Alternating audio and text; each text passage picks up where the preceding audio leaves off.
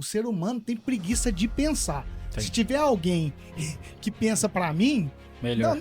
não é tipo Isso assim. tá sendo um aí- perigo, inclusive, com as inteligências artificiais. Isso, rapaz, que- Sim. Algumas pessoas deixando de formular frases, de formular Não, perguntas cara, você usa aquele pra GPS mesmo. conseguir. Pessoal jogando aqui é chat GPT que fala? Isso. Jogando lá pra fazer E trabalho, as veja coisas. Bem, veja bem.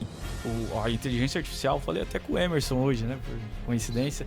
Ela é o futuro. Ela vai ser usada. Não estou dizendo que não vai. O que a gente tem que fazer é aprender a utilizar. Isso. Porque ela é uma ferramenta, ela é um instrumento. Uma vez eu recentemente também ouvi uma palestra que comparou uma inteligência artificial com um toca-fita.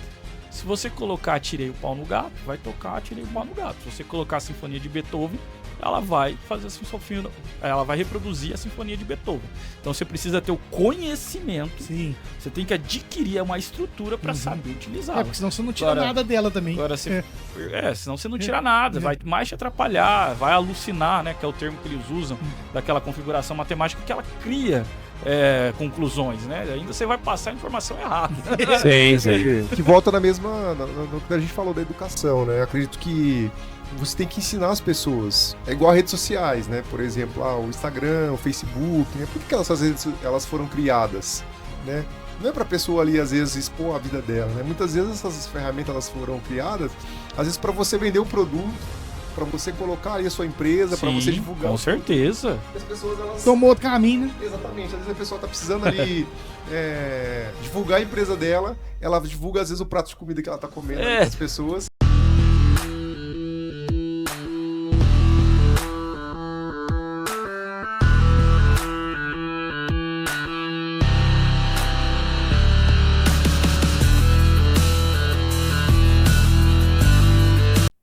Estamos começando mais um Metamorfose. Eu sou o Marcelo, o apresentador que acredita que o ser humano está em plena transformação, nascendo de um novo casulo a cada dia. Quero agradecer a você que é inscrito no nosso canal e pedir a você que não é inscrito para se inscrever, porque falta pouquinho para a gente atingir a nossa meta de 10 mil inscritos, porque a gente atingiu a nossa meta de 5 mil e agora a gente precisa chegar nesses números. E 80% das pessoas que assistem o nosso programa não é inscrito. Então você que está assistindo agora não é inscrito, se inscreva aí que você vai estar ajudando o nosso canal a crescer aí. E se você achou que o nosso canal está sendo relevante, compartilha aí com o pessoal, o grupo da família, dos amigos aí. E se você achou que não é relevante, também compartilha para as pessoas que você não gosta. Vai lá e manda o nosso programa lá para chegar para essas pessoas aí. Muito obrigado a vocês, viu, pessoal? E hoje eu tô aqui, né, com um time de gente boa aqui do meu lado. Primeiro, quero apresentar ele, que é o meu amigo Emerson Nicolau, que é empresário, trabalha no ramo da beleza, né? E hoje é meu co-host aqui, tá participando conosco. E hoje é mais um programa Os Conselheiros, né, Emerson? É isso, né? Queria agradecer mais uma vez pelo convite aí, de estar aqui hoje numa noite muito especial aí, né? Sua câmera é calada, Emerson. Então, obrigado mais uma vez pela oportunidade de estar aqui hoje pra gente bater um papo. É sempre uma honra bater um papo com você, viu? Obrigado. Não é só na hora que corta o cabelo do Francisco, não. A gente tem que conversar assim também, né, Com Emerson? certeza. É isso aí. Obrigado. É bom demais. E hoje, pessoal, a gente tá aqui com dois convidados aqui. Eu tô aqui com o Dr. Felipe, ele é advogado, né? Muito obrigado pela sua presença, vou pedir que você se apresenta. E também com o Juliano, que é assistente social, é ministro da Eucaristia, radialista, né? Da rádio Alternativa da Rádio FM. Alternativa. Todo mundo conhece essa voz bonita dele aí em Guaíra, né? E tô aqui com os pessoal pra gente bater um papo legal aqui, né? Vocês podem se apresentar, os meninos? Bom, primeiramente, uma boa noite, ou boa tarde, ou bom dia, dependendo do horário que você esteja assistindo. Eu me chamo Felipe Caruzi Júnior, eu sou advogado, atuo na área civil e criminal, me formei na UFMS em Três Lagoas, moro em Guaíra já faz uns 3 anos, mudei com a minha mulher, a gente vai tocar mais nesse assunto. Também presto concurso público. Agora, recentemente, tive, graças a Deus, uma aprovação que a gente também vai debater, falar sobre isso. Né, Podemos sim, é algo público, foi divulgado. E a gente vai conversar aí sobre os assuntos. Legal. E aí, Juliano? Bom dia, boa tarde, boa noite também para quem vai nos assistir. Eu sou Juliano Rocha, assistente social formado pela Universidade Barão de Mauá de Ribeirão Preto. Também tem pedagogia pela Anhanguera. E também trabalho na Rádio Alternativa há 15 anos. Hoje aqui, para mim, é a primeira vez que eu estou sendo entrevistado. Nesses 15 anos, sempre entrevistando lá no rádio e agora vou ter a oportunidade de ser entrevistado. É um prazer. Obrigado pelo convite, Marcelo, Emerson, tá? Agora ele vai sentir um pouquinho que ele faz pra gente lá. Atenção, uma hora. Tive o Ô, pessoal, prazer de ir lá. Você já foi lá, participou do programa dele? Já, o Emerson também, só tá faltando, sei lá. Papo uma Em hora. breve você vai lá, vou marcar. É bom demais. Ô, pessoal, ô, Juliano, eu falo que tem duas profissões que me, me acende uma luz no sentido assim, a pessoa não é, ela não fala assim, eu vou acordar e vou ser radialista ou vou acordar e vou ser caminhoneiro. Há duas profissões que eu admiro muitas pessoas, porque acredito eu que uma pessoa que quer ser radialista, o cara que é caminhoneiro, exceto, tem sempre uma exceção da regra, mas eu falo assim, a pessoa tem que ter paixão nessas profissões. Sim. E eu acredito muito nisso. E o que te levou a querer seguir esse caminho aí? Eu trabalhava no Conselho Tutelar de Guaíra, e eu tinha muita amizade com o Evaldo Gabriel, que era radialista da Rádio CF há muito tempo. E aí eu sempre gostei de música. E eu já lia na igreja, na faculdade já fui do diretório acadêmico, fui da pastoral da juventude, então já tinha esse dom da oratória. E aí o Evaldo Gabriel comentou um dia que estava precisando de locutor lá na Rádio CF, conversou na época com o pastor Sebastião, eles me deram uma oportunidade, e aí eu comecei, só que na Rádio CF eu fiquei 1 ano. Aí depois eu fui para a Rádio Alternativa e estou há 15 anos, então eu tenho 16 anos de rádio, se somar quase 1 ano da Rádio CF com 15 agora da Alternativa. Legal, cara. E o que é mais difícil na rádio? O bom da rádio é o improviso. Então, assim, no começo, a gente teve que acostumar, né? Porque o improviso, a rádio é o improviso. Principalmente eu que faço a área do jornal, você recebe as informações rápido, você tem que filtrar ali, saber o que... Ou às vezes você coloca nós lá na Rádio Alternativa, temos colocar o pessoal ao vivo, e ao vivo não tem como você filtrar muito. Então você tem que ter um jogo de cintura ali para saber lidar com a situação. Sim. Ô, Juliano, e as suas referências, assim, como profissionais, onde você buscou essas referências? Porque Guaíra, se eu não me engano, tem 3 ou 4 rádios, né? Hoje Guaíra. Sim. Das cidades onde a gente é referência, onde tem vários profissionais, né? E aonde você buscou essa referência para que você se tornasse esse profissional de excelência que você é hoje? Então, eu tive a ajuda do Rotary, né? Porque no Rotary a gente tem curso de oratória, e também do Dagoberto, mais conhecido como Dagos, né? Falecido hoje. Na época que eu iniciei na Rádio CF, ele me deu muitas instruções, porque ele já tinha trabalhado em rádio, televisão, tinha referência, experiência, né? Então isso ajudou bastante. Legal isso, né? Porque a importância da gente buscar alguma referência, né? Sim. Quem são as pessoas que trabalham, até para que a gente possa se espelhar, né, nessas pessoas. Sim. Importante. Eu falo que uma coisa que sempre fez falta para mim e pro meu irmão, que a gente veio conversando nesse bate-papo, a gente vindo de Guaíra para cá, quando começou a empreender, alguma coisa assim, a falta de uma mentoria. Mas nessa mentoria que os outros falam hoje, porque antigamente não tinha nem internet, mas esse negócio de ter uma pessoa do lado para trocar uma ideia, bater um papo, isso é muito importante mesmo, né? O Felipe, doutor Felipe, né? O que te levou a escolher o direito? Como que foi a sua relação com as leis aí? O que te fez escolher isso? A minha referência principal, e até hoje creio que será para sempre, é meu pai, né? Legal. Meu pai é advogado, trabalha há mais de 30 anos, 35 anos, como advogado trabalhista, na seara trabalhista. E desde de pequeno ele já conversando, tratando sobre assunto, né? Como uma criança já despertava em mim aquela anseio normal, né? De ter aquela que era de pai-herói, aquelas coisas. Minha mãe também é formada em Direito. Então, já era dentro, assim, da nossa família algo próximo, né? E com o passar do tempo do colégio, eu já me interessava por história, geografia, aquela coisa de humanas, né? Vai ter que ser humanas, porque exatas, meu Deus do céu, não era comigo. Física, matemática, essas coisas nunca foi comigo.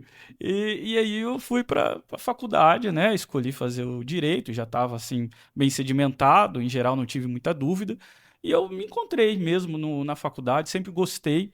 Claro que, a depender de um determinado momento, não é que você fica na dúvida, mas tem uma espiral, né? Algo que vai subindo, descendo, algo nesse sentido. E eu me reencontrei, assim, na verdade, quando eu senti essa paixão pelo direito, quando eu fui fazer estágio. Um estágio com um juiz que ele atuava na vara criminal, e ali ele me colocou para fazer audiência ao Que lado legal. dele. Então eu fiquei como um Que ano que você escrevente. tava do direito aí? Eu estava no quarto ano. Quarto ano, Estava já no tava quarto pra ano, frente. fiz o quarto ano inteirinho e o quinto ano com esse juiz. Era um juiz muito rigoroso. Ele tinha, assim, horários para estagiário, era horário igual de servidor. Tinha que fazer 8 horas ali, sem parar, e ele exigia demais. E nem todo estagiário gostava de ficar, né, nessa posição, assim. Mas, ao mesmo tempo, isso foi um grande conhecimento para mim. Foi uma grande experiência. Eu me senti desafiado, sabe? A todo momento eu queria melhorar para conseguir produzir e, ao mesmo tempo que ele exigia, ele também dava muitas tarefas, né? Ele fazia a gente, sabe, se aperfeiçoar. Então, e isso foi de um grande modo uma escola para mim. E aí eu tive eu já tinha interesse em concurso público, mas nesse momento eu falei, gente, isso é muito legal, esse trabalho que está sendo feito, as coisas como estão acontecendo aqui, realmente eu tenho essa vontade de fazer com concurso público. E daí surgiu, assim, despertou esse interesse e depois de formado, advogo com o meu pai, né? Já saí advogando com meu pai, mas também estudando para concurso público. Por não me falar do concurso público aí. Você quer fazer alguma pergunta pro... Não, a pergunta seria pro Dr. Felipe. Filipão. Dr. Felipe, essa questão, por exemplo, de você ter teu pai como, às vezes por referência, né? Essa questão de, por exemplo, será que eu vou seguir o mesmo caminho do meu pai, né? Essa responsabilidade que às vezes a gente sente, às vezes às vezes da família, né? Poxa, será que eu não posso ser outra coisa? Será que é esse caminho que eu quero seguir? E às vezes eu vejo muito isso lá dentro do salão, né? Às vezes dos adolescentes, né? Talvez é meu pai quer que eu seja isso, minha mãe quer que eu seja isso. Você acha que pesou isso para você hoje, você ser advogado, doutor, né? Pesou isso da família ou foi uma coisa assim que tocou realmente em você e falou, eu realmente quero ser isso? Você acha que isso teve um peso ou para você não teve peso Não. nenhum, assim? Definitivamente teve um peso. Eu, desde do início, assim, eu sempre tive um contato com meu pai, tenho um contato com meu pai muito próximo, assim como tem com a minha mãe, mas, assim, essa referência, de fato, teve um peso muito grande. O que não dá é para confundir, né, a referência com o que você é. Isso. Cada um tem a sua individualidade. Eu ia falar sobre isso, identidade até. Sua identidade, Isso, personalidade. Uhum. Então, assim, o advogado que eu sou, por exemplo, não é o mesmo advogado que meu pai, apesar de ter uma base parecida. Uhum. Mas não é a mesma coisa. A forma como a gente lida com o cliente, por exemplo, eu acho que eu até gosto de conversar mais com o cliente, de entender ali algumas coisas que meu pai. Meu pai ele já tem algo muito pragmático, muito objetivo. Então, essas coisas mudam. E no próprio direito, por exemplo, eu também tive outros interesses, né? Meu pai é trabalhista. Eu, apesar de atuar na trabalhista, gosto mesmo de civil e principalmente de criminal. E depois, com o concurso público também, eu me identifiquei com direitos coletivos. Então, assim, a referência ela não pode se confundir no que você é, porque isso pode mais te atrapalhar, te fazer uma pressão do que você vai ser, do que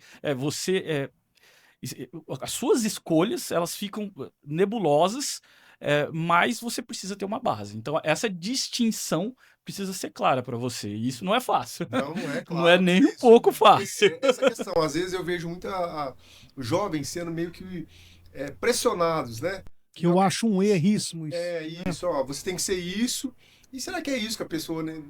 Porque, como você falou, eu posso ser, mas eu posso ser do meu jeito? Claro, Né? deve ser. Deve ser. Eu acho que exatamente hoje, principalmente, a gente está no mercado de trabalho que é extremamente acirrado, tem muita concorrência, e o que se destaca são as identidades, né? Você vai procurar, por exemplo, um barbeiro. Por que eu escolhi o Emerson? Tem outros barbeiros que também são competentes, mas o que me fez, por exemplo, já falando, respondendo a minha própria pergunta, é a identidade que eu criei. Onde eu vou no Emerson, conversou, eu conheço como que vai ser a conversa, como que vai ser o trabalho, como que, né? Isso é a identidade dele. Dele, Né? Esse, é. exato, o que eu não vou encontrar em outro lugar. Uhum. E eu escolhi Você- estar lá. Uhum. Então, isso precisa, mais do que nunca, ser aperfeiçoado.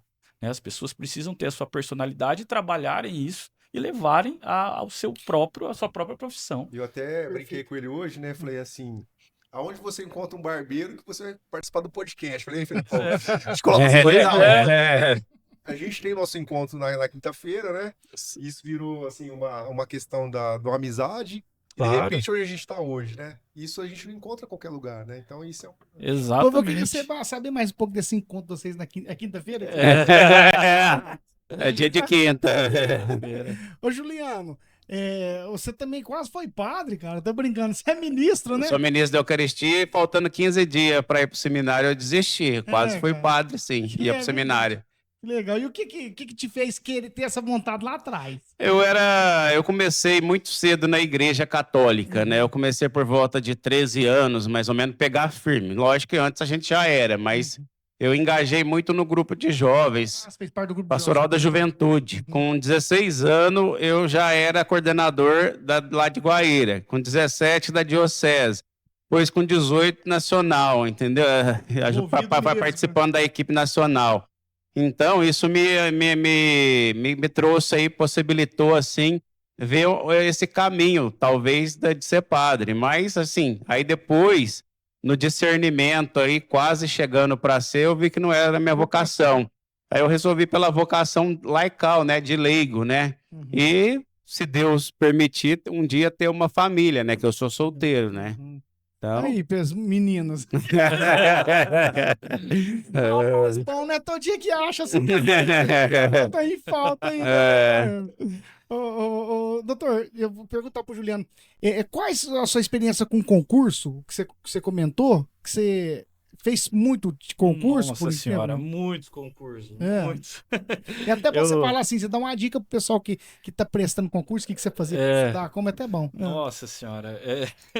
Então, minha história com concurso se deu após a faculdade. Eu não fui um aluno que já estudava para concurso, né? Então, a partir de 2018, quando eu colei grau, eu comecei a estudar, advogar, estudar com concurso e conciliar essa profissão com também esse trabalho, né? Porque é um verdadeiro trabalho estudar para concurso. E nessa trajetória aí já foram mais de 30 concursos. 30, cara? Muito. Vários estados, já prestei Mato Grosso do Sul, Goiás, Paraná, Minas Gerais, aqui em São Paulo, claro. E assim, é algo que tem que virar um hábito estudar para concurso, porque eu gosto de escovar os dentes, porque senão você não faz. Se você quiser se motivar todos os dias para estudar, é impossível.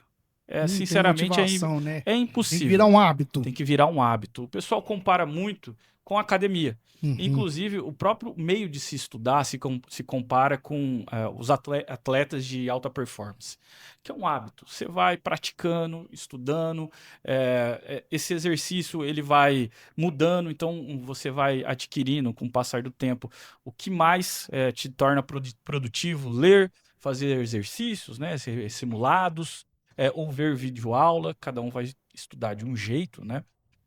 Mas é essa forma que você vai aplicando e durante muito tempo. E esse muito tempo tem que se tornar um hábito, senão você não faz. Com relação à minha experiência, né, sendo mais até objetivo, desses vários anos aí, eu recentemente, graças a Deus, eu tive uma aprovação num concurso de carreira que eu gostaria, no Ministério Público de Minas Gerais. Eu ainda não tomei posse, espero tomar logo. Futuro promotor. Espero tomar logo posse, graças a Deus. Mas foi uma felicidade imensa, uma felicidade para mim, para minha família, para meus amigos, para quem deseja o bem. Foi assim, foi incrível, uma experiência também única, impressionante, assim, muito bom. Agora, eu não sei se eu encerrei ainda, porque como eu não tomei posse, eu não posso falar que acabou, eu continuo fazendo o que eu faço, né? Que é advogar e estudar. Enquanto não assinar o termo de posse, não acabou. Mas, graças a Deus, aí uma parte, talvez a mais difícil, já foi. Que bom. Ô Marcelo, imagina a persistência, a resiliência que o Dr. Felipe ele não teve que ter, né? Trazendo para o mundo do empreendedorismo, isso é fantástico. É o mesmo caminho, não muda nada. Isso, Tá porque- empreendendo né? Exatamente, porque a pessoa, às vezes, quando ela recebe o primeiro não, ou o segundo, ou o terceiro, ou o quarto, de repente, 30 nãos, né? Cara, como é que eu vou continuar persistindo? Por quê? Porque muitas vezes você começa a ter dúvida de você próprio. As pessoas também falam, mas você acha que isso vai dar certo?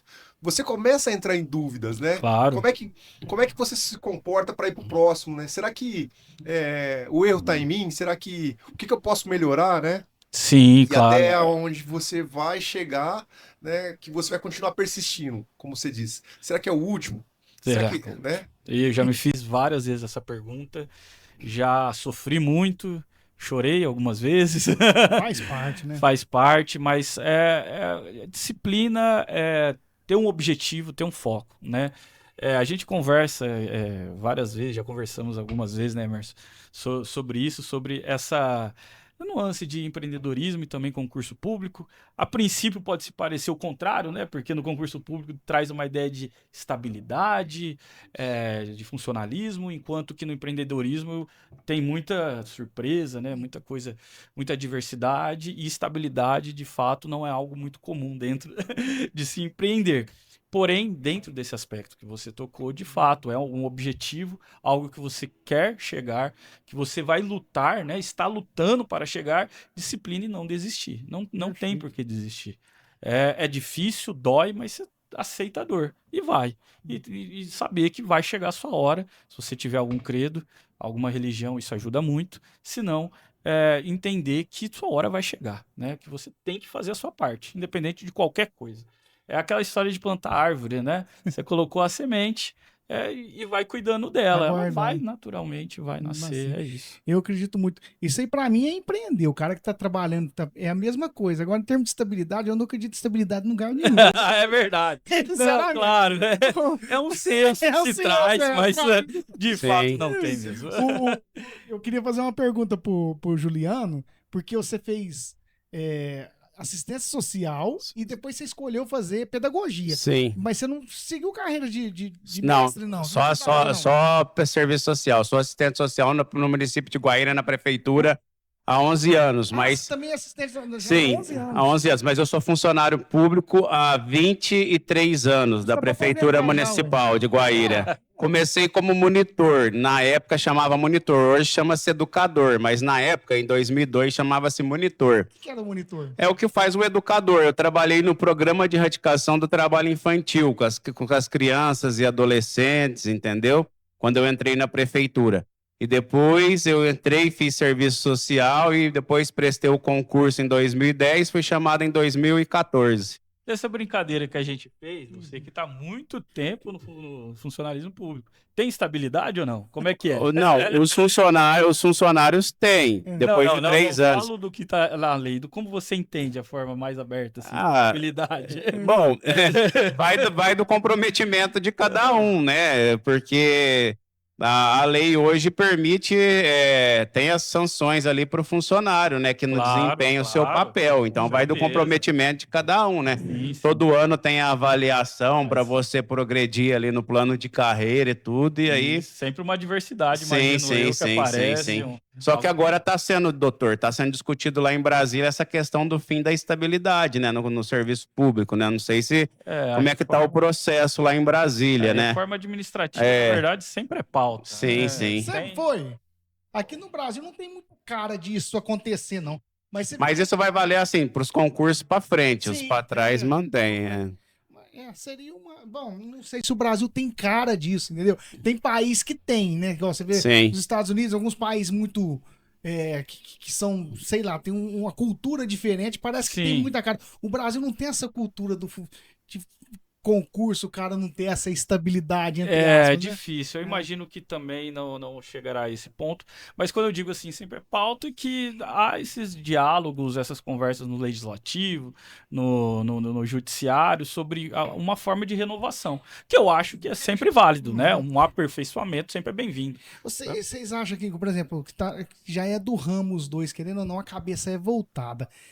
para esse lado, você tem experiência já, o senhor vai ter muita experiência nesse sentido, mas eu acredito que vai entender a minha pergunta. A gente vê, tô falando uma realidade e tô falando em regra, tem as exceções, mas existe uma falta de, como que usa, de eficiência no serviço. Parece que tem uma cultura também, igual no Brasil, que parece que o funcionário público, dependendo dos setores, né? Principalmente quando a gente precisa daquele setor tudo, Sim. parece que a gente tá ali para ser servido, mas não, a pessoa parece que a pessoa que tá ali não tem o dom, que não é o caso do que eu posso citar do seu caso, que a gente vê, você faz trabalho social. Aí como você entendeu? Esse tipo de coisa. Sim, Então, sim. eu vejo que existe muito isso, talvez por conta de pessoas que estão em buscaram certas carreiras sem ter o dom para aquilo. Pois é. Vocês sentem isso também? Assim, existe isso e existe essa fato. eficiência, né? Tem uma minoria, sim, mas é fato. claro que tem. Isso é não só no serviço público, mas em todo o setor, qualquer lugar, né? E a eficiência, eu acho que é a grande questão quando eu digo de renovação ou aperfeiçoamento.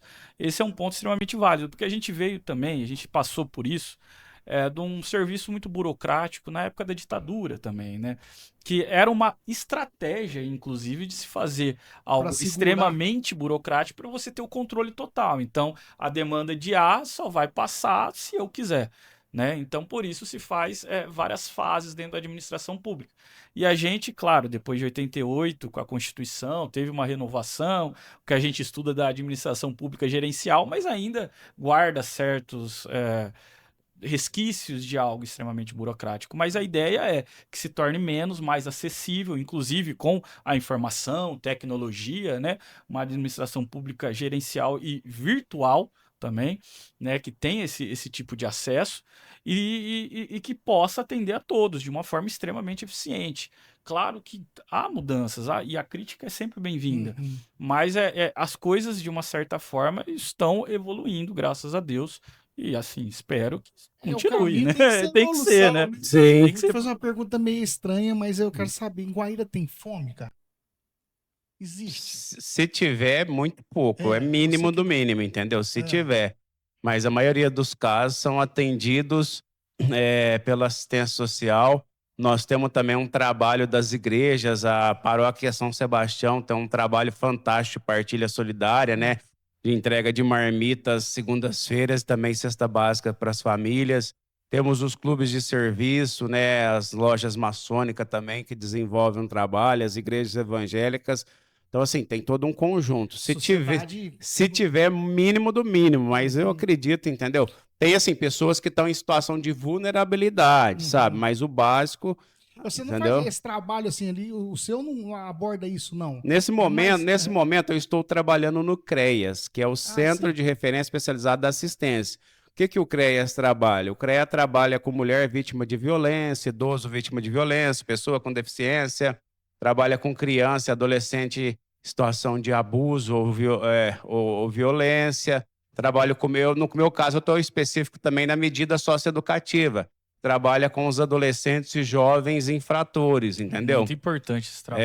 Então, assim, tem esse trabalho lá no CREAS hoje da nossa cidade, onde que eu trabalho. A assistência é um pilar mesmo. Trabalho voluntário lá com os meninos.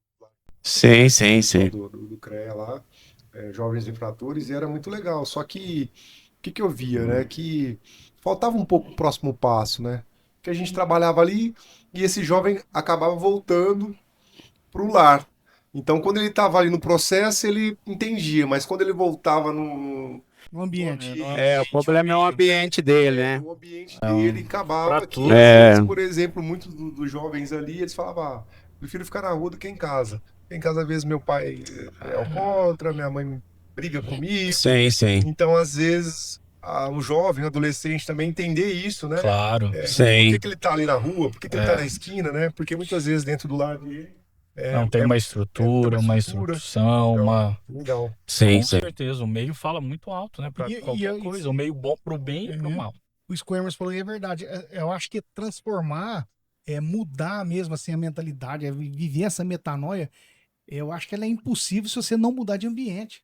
Aí você Sim. não tem Sim. oportunidade disso. Sim. Eu não entendi antigamente quando o pessoal falava, esporte, antes de eu estudar comportamento humano, hoje eu entendo o que o esporte faz na vida de uma criança, Sim. né? Até Com para ressocializar, é muito O melhor. esporte ele traz disciplina, Isso. ele dá objetivo, ele dá meta para a pessoa, né? O ambiente e as Sim. referências. A Sim. gente tem um caso lá, né, no salão lá que a gente tem muitos jovens que a gente aborda ali e acaba dando uma orientação para esse jovem.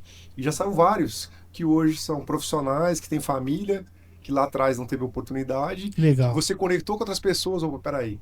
Então, o Dr. Felipe, ele conseguiu com a persistência, então baseado na história do Dr. Felipe, que conseguiu lá superar mais de 30 concursos. Sim, O Juliano, que teve lá uma história, né? com O certeza. Marcelo, que leva as histórias. Esse cara, ele fala, poxa, cara, eu não tô sozinho, não, velho. Então, eu consigo me enxergar nessa história também. Então, eu acredito que quando você leva essas histórias de outras pessoas que já passaram por processo, elas conseguem superar esses obstáculos e vencer na vida, né? O Sim. exemplo arrasta. Né? Vixe, muito. O exemplo arrasta. Eu costumo falar, quando as pessoas reclamam muito, eu falo assim, o dia que a pessoa vocês vão entender o que eu tô falando. Eu começar a enxergar que a vida é verdadeiramente um jogo.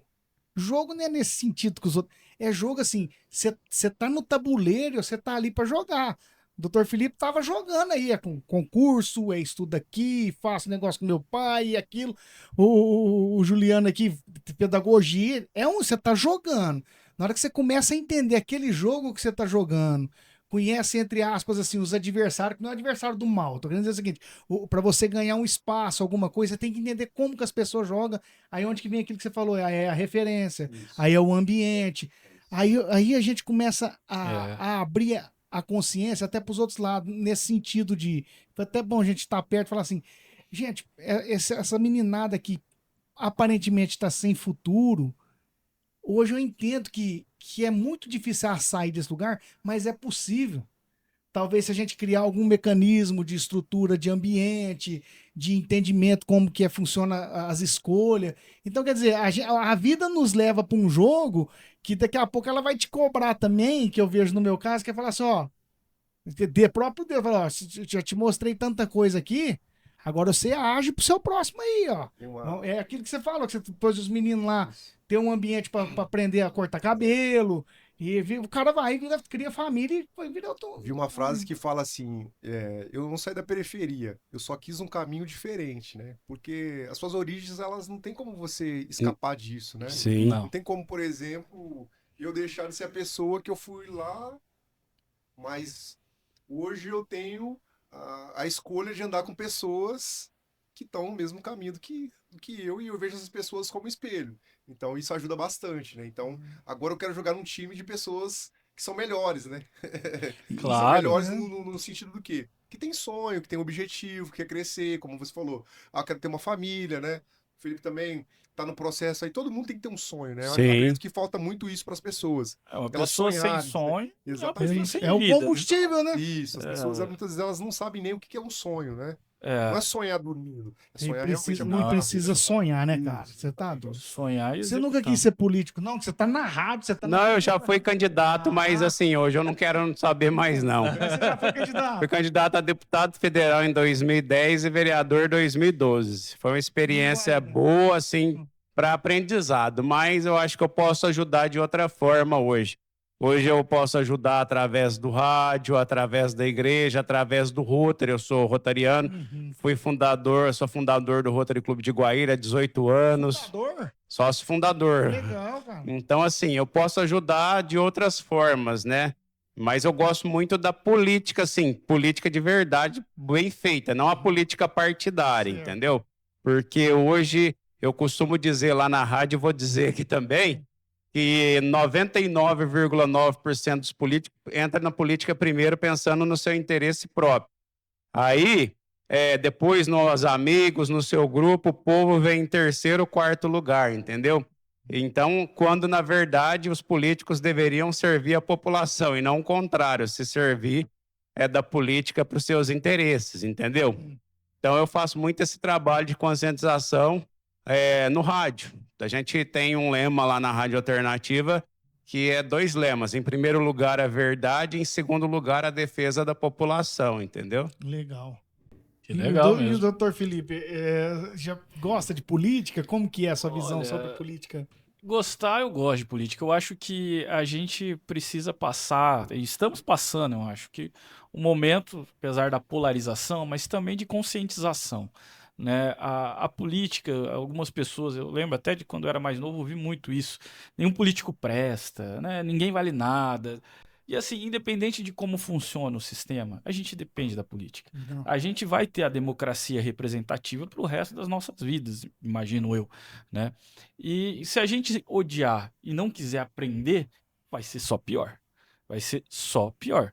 Então eu acho que a gente está passando, e tomara que passe isso, e só melhore, uma conscientização. Você estudar a política, o que eu gosto da política, quais são as políticas públicas que eu mais me interesso, o que eu acredito, ou no campo da economia, e eu vou estudar sobre isso, né, também, porque ficar só com achismo é muito superficial, mas o que eu posso acrescentar? O que eu vou estudar para poder acrescentar, para fazer diferente, para o empreendimento?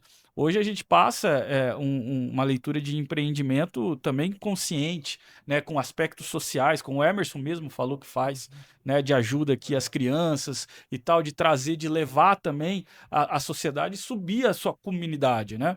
Não é só o lucro pelo lucro, mas aquele lucro também que é inevitável e precisa, a geração de riqueza é natural, faz parte, mas também preocupado com a sua própria comunidade, aonde você está, o meio que está inserido, né? Não crescer sozinho, mas também com as outras pessoas.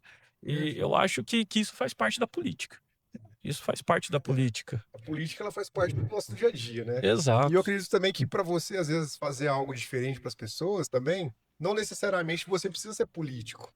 Pois é perfeito, é isso. A gente tem um monte de pessoas lá, a gente faz parte de vários projetos, e eu sempre falo assim, né? Que a gente tem muitos amigos políticos. Por que você não entra na política? Eu falo, ó, você já tá político.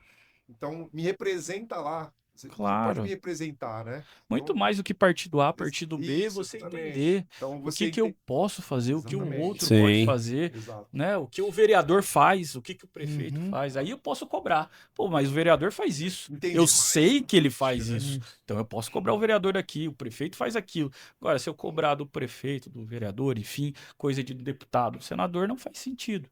Então a gente precisa ter esse estudo, essa conscientização, que eu acho que a gente está passando, sim.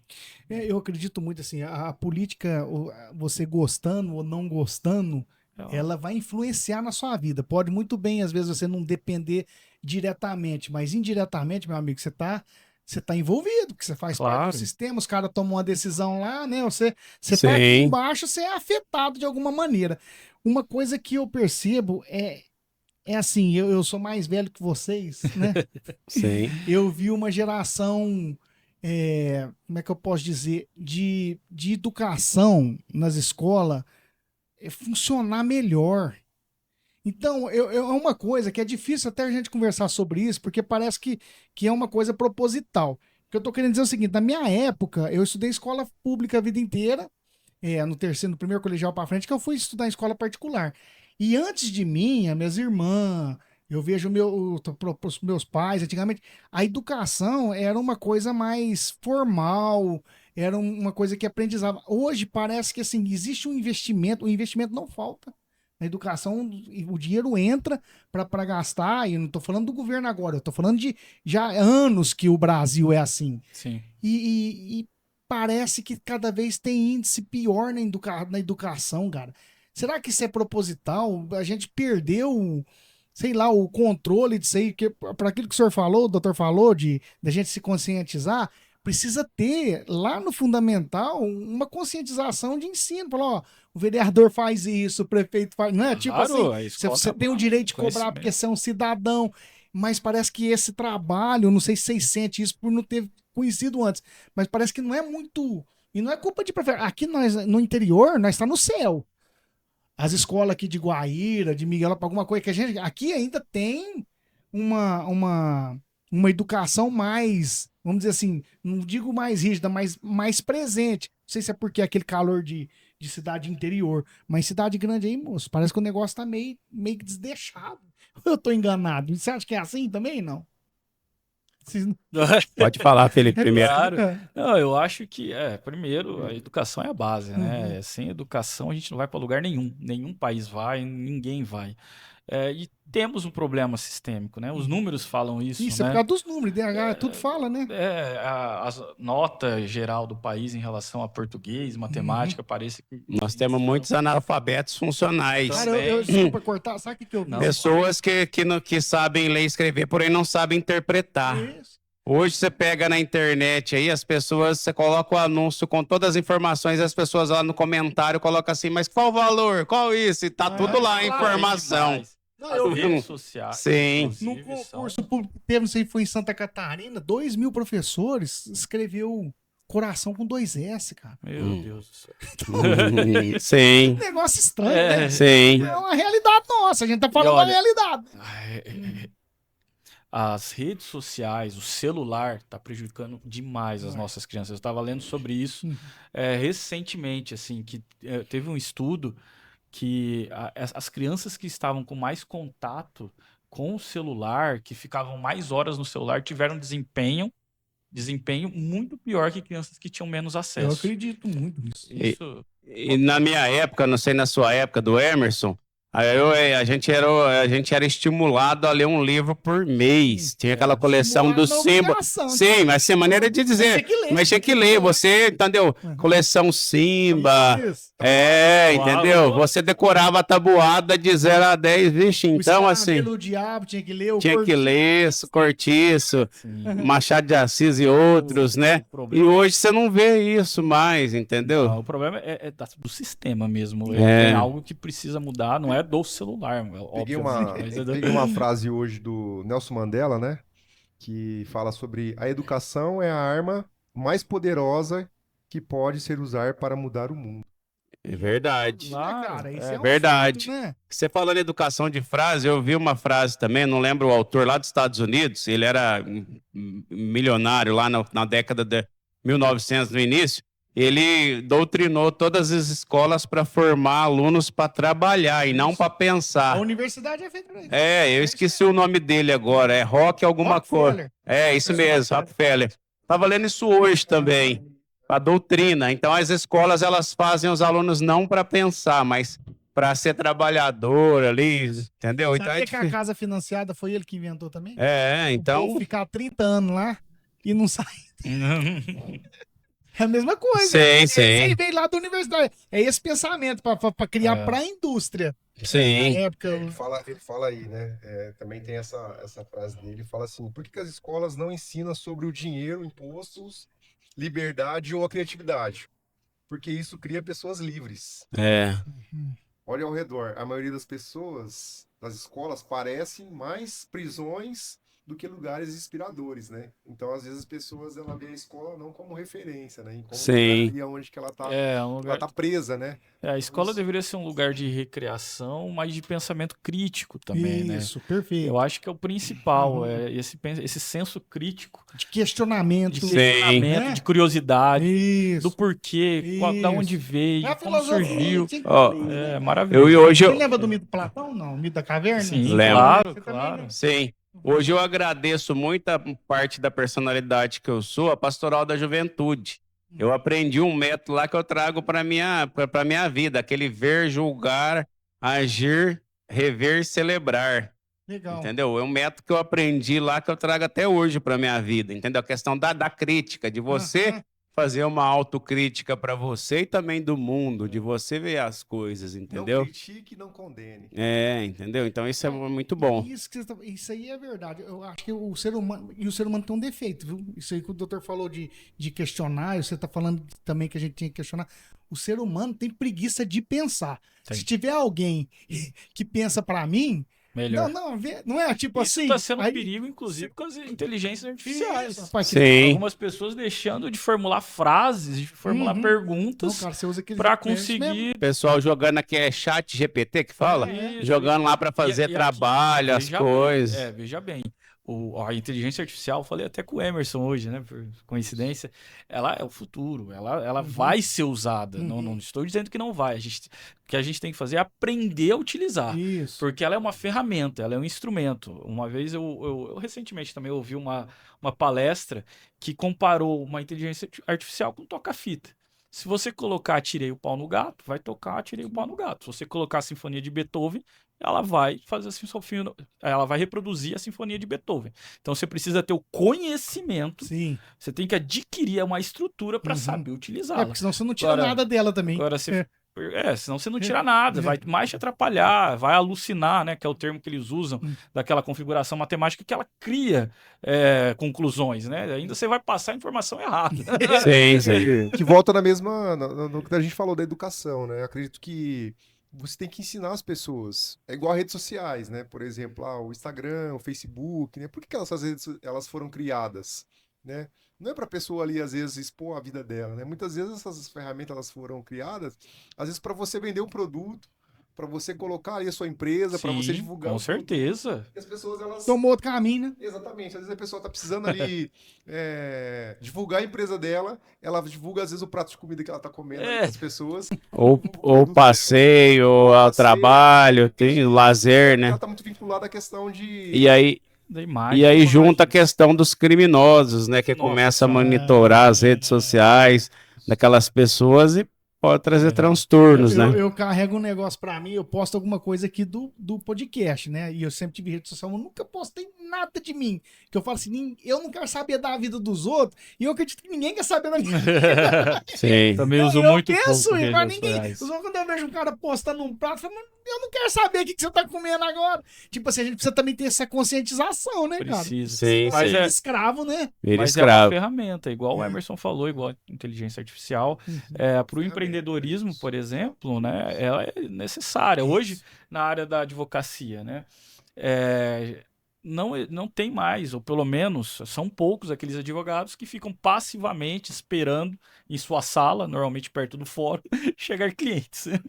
Hoje, o advogado ele tem que saber trabalhar com redes sociais, ou pelo menos é um potencializador. Se não seja ele, né, como ali a pessoa aparecer na sua cara, o escritório, né? Você abre ali um escritório e usa a ferramenta para tirar, não fazer consulta, que não pode, tudo mais, mas produzir conteúdo no sentido informacional e as pessoas terem conhecimento de aquilo é um escritório. Ali tem advogados que estão preparados, ferramenta de site. Também hoje é muito comum na advocacia.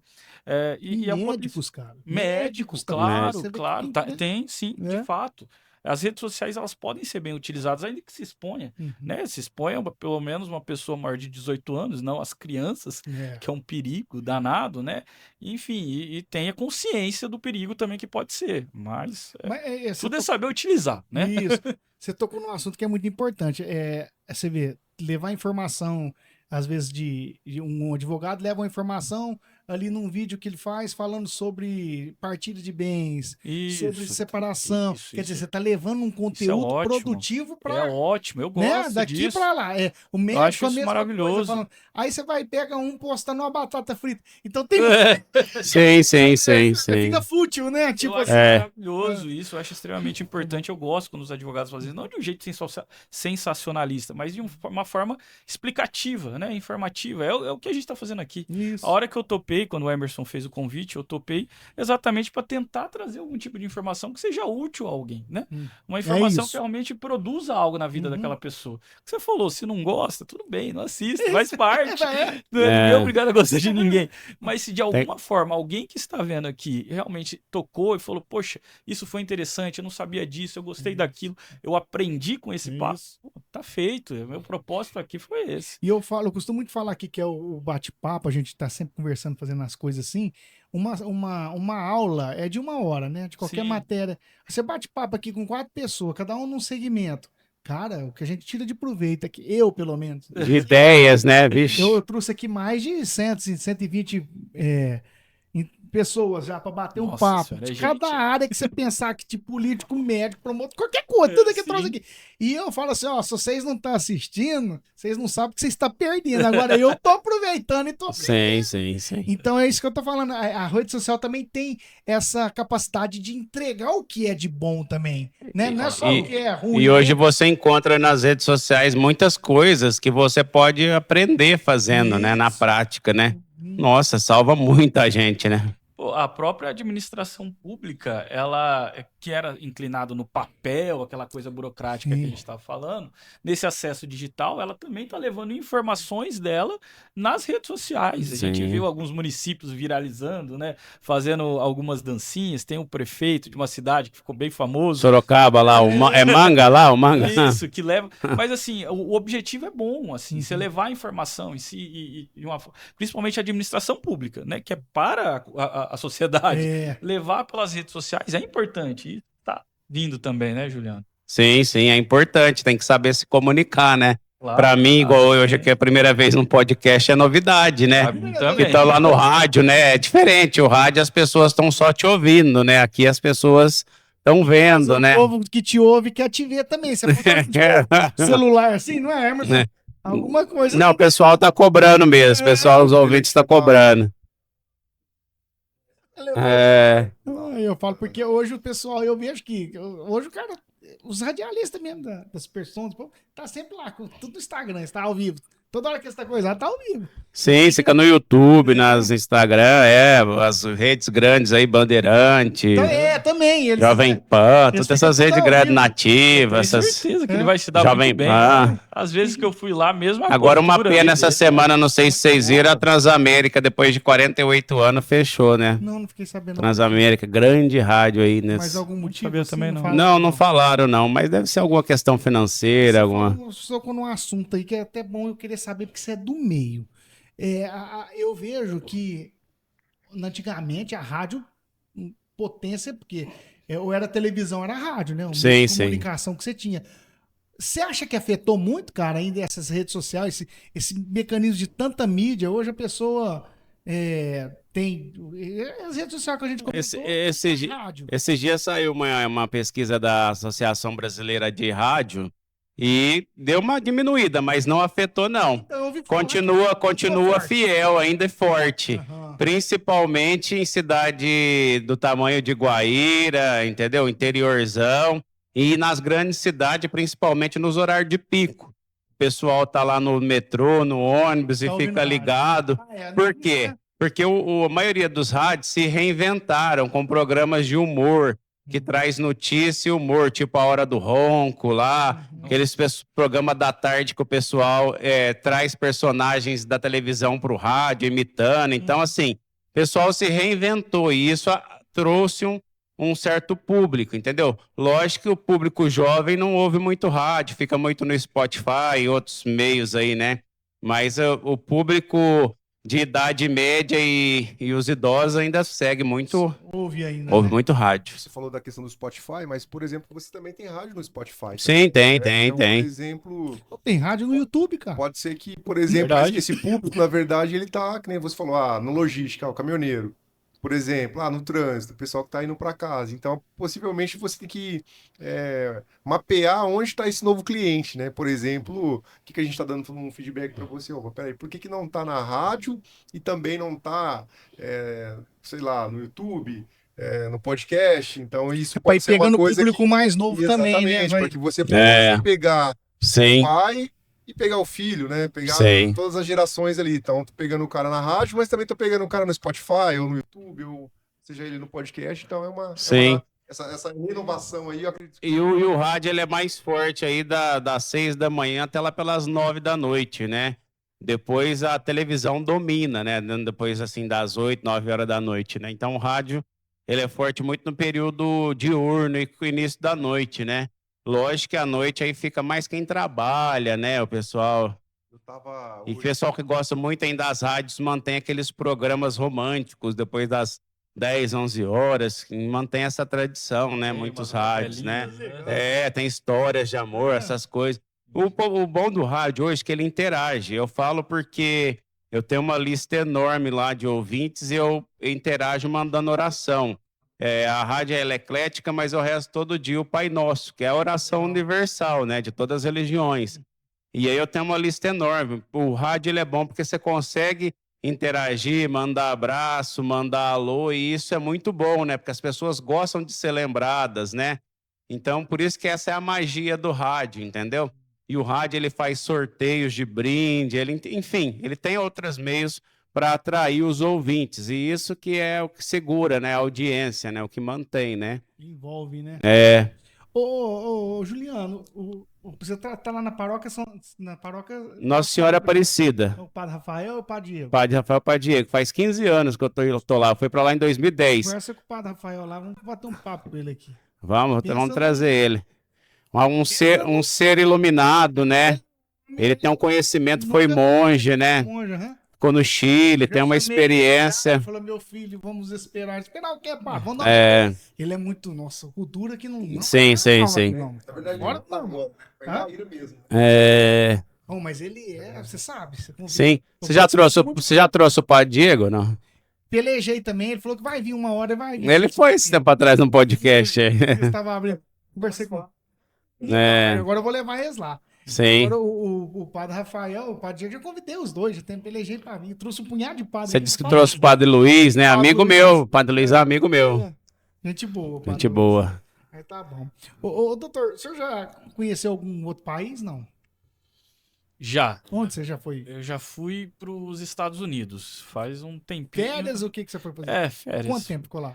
Fiquei lá uns 20 dias. Eu fui para Orlando, né? Brasileiro. Pois é. Tá bom. É porque eu gosto de perguntar pro pessoal que foi fora assim, pra ver, porque aí existe um contraste, aí já é diferente de internet. Eu visito toda a cultura por aqui, né? Mas estando lá, você vê realmente a diferença. Você falou porque você foi nos Estados Unidos. Se fosse outro país, eu queria saber também. Você sentiu você viu algum contraste de diferença, assim? Que você fala, não, o Brasil podia ser assim nesse aspecto, Nossa. ou o Brasil ainda bem que não é assim nesse aspecto, alguma coisa assim? Eu acho que eu, na verdade, gostaria de conhecer, espero conhecer vários países no mundo. Essa parte cultural é fantástica, a diferença, e tem onde mesmo. Que a gente vê as coisas, né? Nossa, e tem mesmo, isso é fantástico, isso é muito bom, eu acho isso maravilhoso. Lá, eu fui para Orlando, que já tem muito brasileiro lá, né? E com amigos, então a gente mais conversava entre nós mesmo, mas o que eu pude observar de diferença é a infraestrutura, né? A parte, por exemplo, que me chamou muita atenção foram as ruas, as rodovias. Ali com uma espécie de concreto, não sei exatamente o que é aquilo. É diferente do nosso. Nossa senhora, é uma coisa absurda, não tem buraco. É uma coisa que eu fiquei, gente, como que eu tô andando nessa rodovia com várias faixas, com a possibilidade de você ir devagar ou em alta velocidade, sem nenhum buraco. É uma coisa que eu fiquei assim, estarrecido. E além disso, com as pessoas que eu conversei, assim, eu tive não muitas observações de diferença, mas do jeito. Eu achei que eles estavam mais na deles, mas também isso pode ser pela barreira, né, da língua. Em geral, a infraestrutura que mais me chamava a atenção. Assim. Eu te faço essas perguntas. Teve um que eu entrevistei aqui que morou nos Estados Unidos. Ele até tá acabando para ser médico, o doutor... O Júnior, o José Carlos Júnior, nós conversamos aqui, ele morou nos Estados Unidos 2 anos. Falou, primo, eu trabalhava na fazenda lá, que ele também é agrônomo.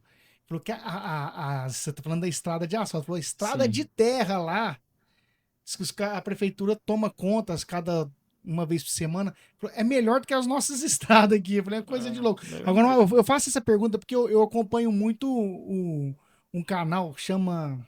Nômade Raiz, o cara eu sei conhece, qual que é, conheço. Ele foi pra China. Eu vejo uns lugares, cara, que eu fico abismado, igual eu vi na China lá, que ele foi porque ele vai nos lugares que não é de turismo, né? Eu gosto disso, ele gosta. Eu fico encabulado, sabe o que? A segurança, cara.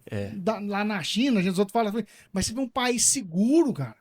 Eu queria que o Brasil fosse assim, poder ir com meu filho em São Paulo, em qualquer lugar, você andar. Mas a gente sente essa falta, né? Lá eu senti muita segurança. Lá também? Lá também, muita, e coisas que funcionam. Assim, por exemplo, Lá também é mais restritivo do que aqui. Eu percebi, até conversando com uma colega que estava morando lá, ela falou que, gente, ela não sabia como que o Brasil tinha liberdade. Liberdade no sentido aqui, você não pode ficar bêbado na rua lá. É uma coisa assim, pelo menos é mal visto pra caramba, né? Não vai te prender nem nada, mas é muito mal visto. Você não pode beber, ficar com garrafa bebendo na rua lá. Isso é lei, isso não pode mesmo.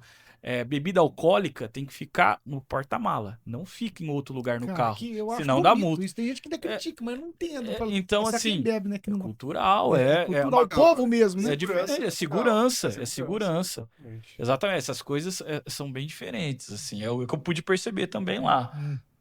Legal. Ô Juliano, e esse trabalho social que você faz só pela prefeitura? Tem alguma coisa à parte aí que você também... Então, eu faço pelo Rotary, né? Clube de Pelo Guaíra, Rotary, né? Então você conhece muita gente daqui de Miguelópolis também? Conheço bastante pessoal do Rotary, da igreja, bastante. Tem tios aqui em Miguelópolis, né? O Em presidente Miguelópolis. do Rotary de Miguelópolis trabalha aqui. É, O Bruno, o Ener Bruno, ele é É, presidente. gente boa. Ele é presidente.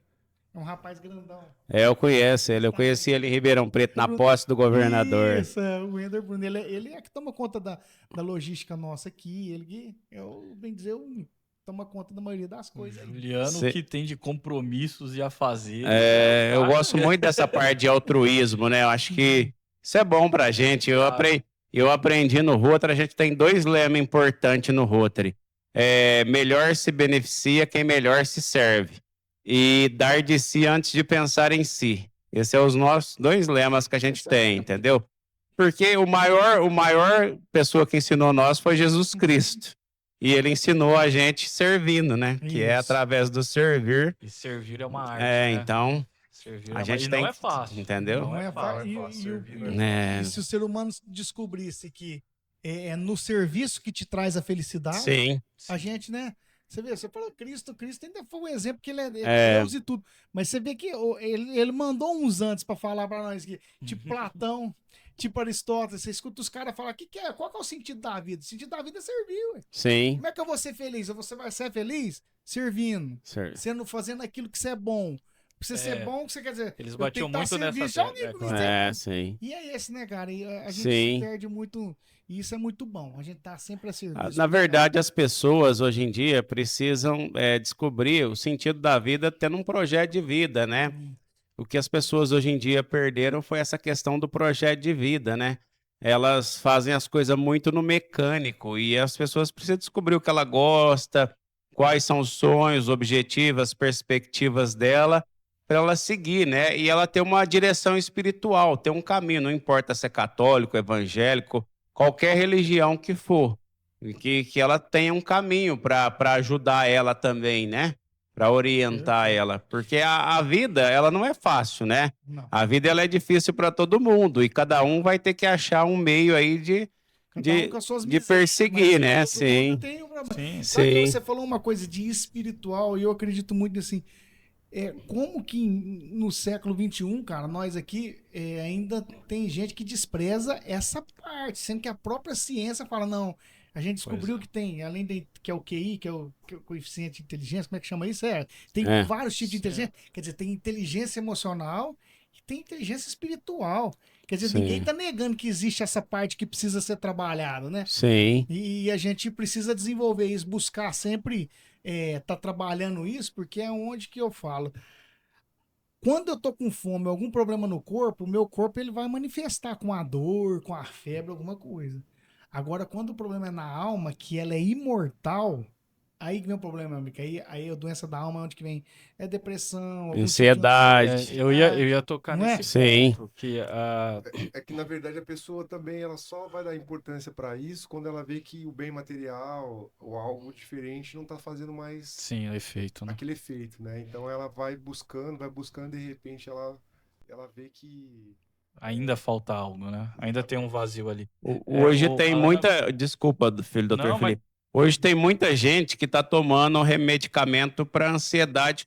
Eu tenho amigos que eu conheço que estão tomando com 30 anos medicamentos para ansiedade, para dormir, ansiolítico. Eu falei, gente do céu, para com isso, vamos fazer um exercício, vamos buscar um Deus, vamos. Pelo amor de Deus, Você começar nessa idade, a hora que você chegar nos 60, 70 anos, você tá. E esses remédios, com o passar do tempo, eles vão dando problema aí de Alzheimer, demência, já tá comprovando aí pela ciência. Ataca, entendeu? Problema. Só. Assim, o que eu ia falar no caso é que tem a psiquiatra Ana Beatriz, que é Sim, bem gosto famosa dela. no YouTube e tudo.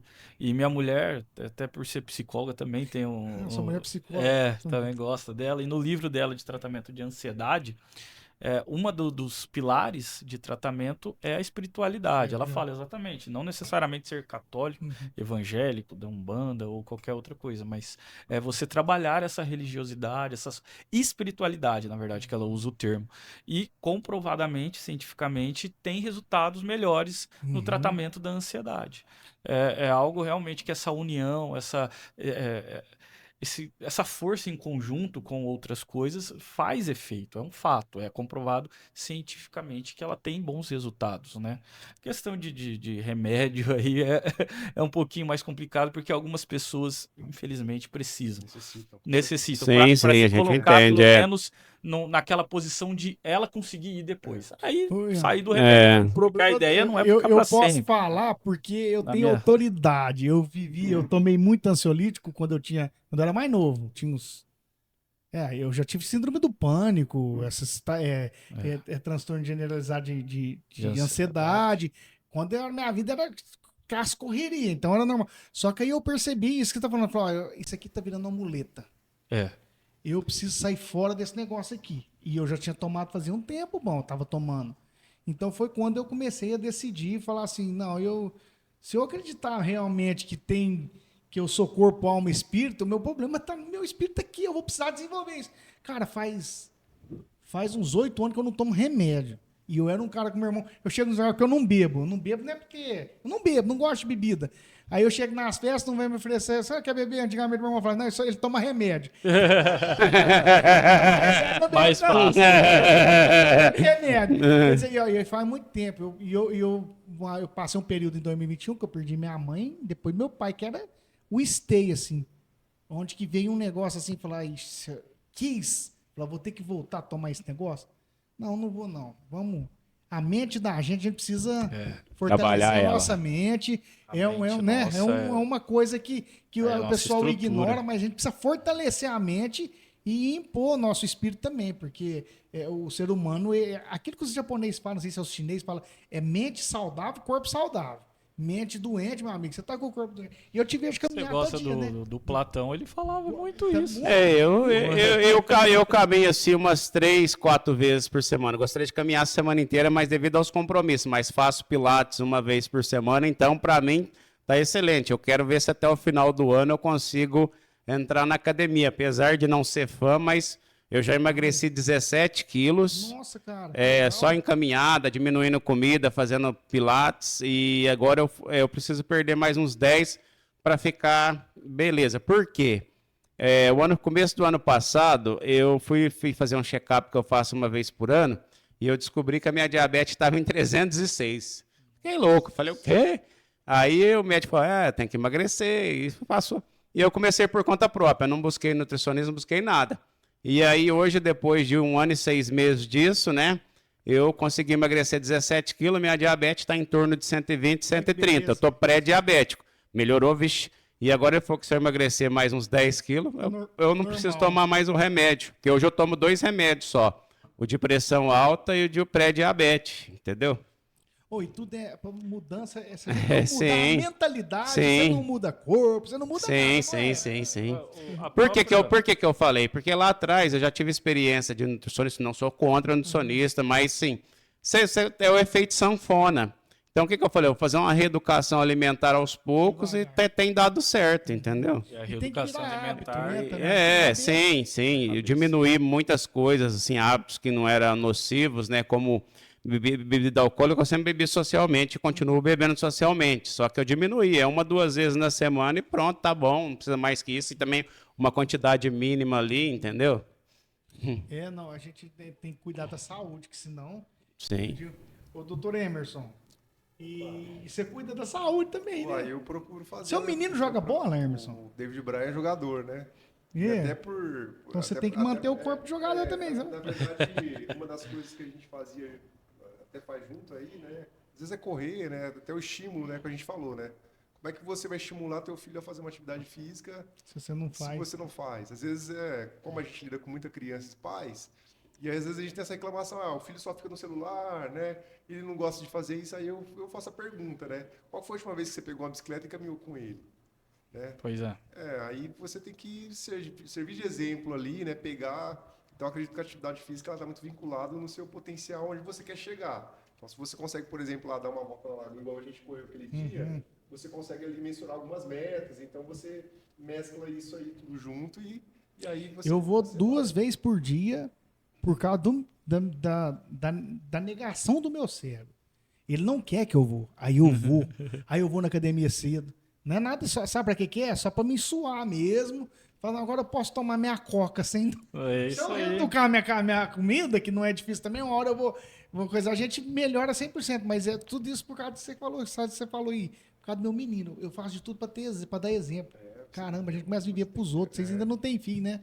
Não, não, É um não. negócio, é incrível. Você falou, ó, Sim. o exemplo tá dentro de casa. Eu exemplava no meu pai sem perceber, a referência. Você mesmo comentou aqui, Claro. a gente sempre tem uma referência. Agora que mais convive ali, se eu começar a ter uma vida desregrada de alimentação e de não ter saúde, o moleque vai pro mesmo caminho. E é assim a vida, Vai, né? não Sim, Não sim. tem como escapar disso, não. Ô, Juliano e Dr. Felipe, né? Gostaria muito de perguntar para vocês aí, né? Para as pessoas que estão assistindo a gente, qual o conselho aí para eles, para as pessoas que desejam, né, se tornar um radialista ou uma pessoa que pode trabalhar com uma pessoa que quer trabalhar com assistencialismo, né, ou se tornar advogado ou ter uma carreira, né, de juiz, promotor, né? Qual que é a dica? Qual que vocês deixam para essas pessoas hoje, né, para que elas possam dar início no projeto de vida delas, como profissionais, como pessoas, como seres humanos? Começo. Vamos lá, vamos tentar ajudar. Que a gente puder contribuir é extremamente importante, né? Eu acho que para qualquer profissão, seja que se você quer ir numa carreira jurídica, ou ser um advogado, ou qualquer outra profissão, você tem que ter um objetivo, você tem que ter um foco, você tem que pensar, mas você não pode, aliás, não precisa pensar no fim, mas sim aonde você quer chegar, uma estrutura você precisa construir a partir disso e trabalhar. Nisso vai disciplina, disciplina não tem como fugir. Tem que criar disciplina, o hábito, resiliência, que é perder, saber perder, sofrer com a perda e continuar apesar disso. Eu acho que esses são os pontos principais que servem para qualquer coisa. Além disso, hoje, o que a gente vive, o que eu vejo, pelo menos bem claro na advocacia, que é o que eu posso falar no momento, é essa situação de aprender também a empreender como advogado. Empreender não é necessariamente abrir uma pessoa jurídica, não, é empreender no sentido de se destacar, entender o que é você, qual é a sua individualidade, o que você tem como personalidade e aplicar no seu trabalho. Às vezes vai ser na captação de cliente, às vezes vai ser na petição que você faz, criar uma identidade visual, mexer nas redes sociais, divulgar o seu trabalho da forma permitida, é claro, e assim se destacar. Eu acho que esse está sendo o grande aprendizado em geral. Você ser você e saber colocar isso e aplicar na sua própria profissão. No caso de concurso público, é um pouco mais difícil você ter essa personalidade durante a trajetória, porque fica muito preso aos papéis, né? Acertar questões em uma fase objetiva, que é basicamente uma memorização, até de pouco senso crítico, uma coisa que a gente falou aqui, mas aprender que esses erros vão acontecer, você vai perder muito mais do que ganhar, mas quando ganhar, vai ser o seu momento de regozijar, né? De você chegar e ter esse sucesso. Eu acho que é esse o principal. Perfeito.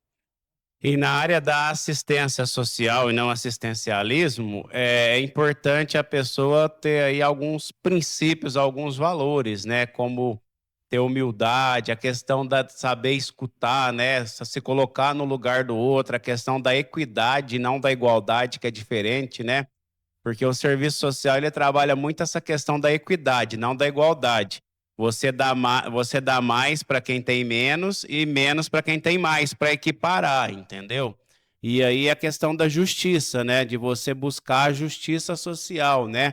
Você buscar o cumprimento das políticas públicas. Às vezes o serviço social ele se equipara em partes com o direito, porque o serviço social ele briga pelo cumprimento do direito na área social, na área educacional, na área da saúde, entendeu? E aí eu digo para os jovens, para quem está nos assistindo, corra atrás dos seus sonhos, dos seus objetivos, não importa o lugar que você está.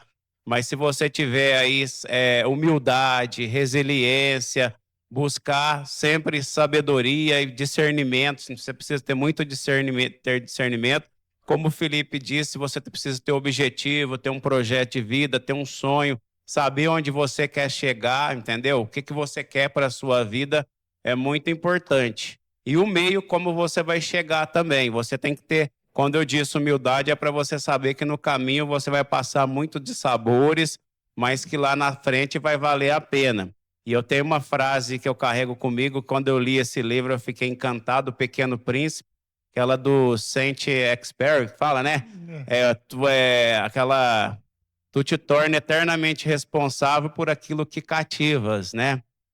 Então, se você cativa, né?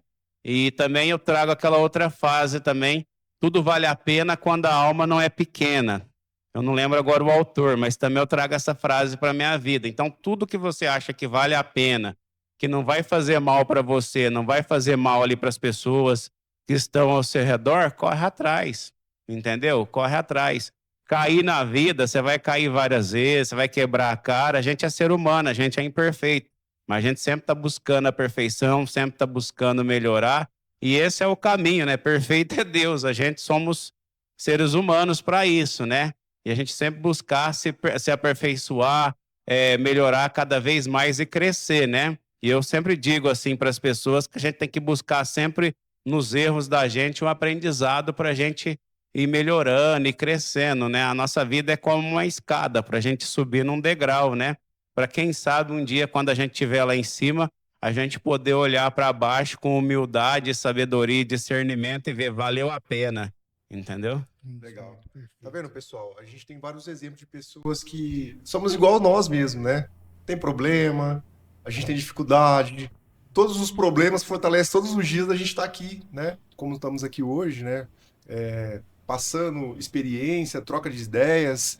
Isso é muito importante para que pessoas olhem a gente como exemplos e fortalece ali e falam, poxa, essas pessoas também somos igual nós. Então, acredito que isso fortalece muito. Obrigado aí, galera. Obrigado. Doutor, vou tocar num assunto aqui que o doutor Felipe falou 3 vezes na palavra que eu sou apaixonado. Eu acho que a gente é apaixonado naquilo que não tem, né? Geralmente é assim. E sempre busca ir para esse rumo, mas eu posso dizer que o Marcelo de uns 2 anos atrás não é o mesmo de hoje, igual eu acredito que nenhum de vocês são os mesmos. Mas eu sempre procuro melhorar na minha vida a palavra que você falou que é disciplina. Certo. A disciplina, para mim, ela supera a genialidade, o esforço.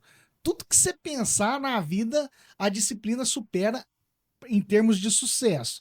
E vamos falar o que é sucesso, né? Sucesso também não é aquilo que os outros acham que sucesso é.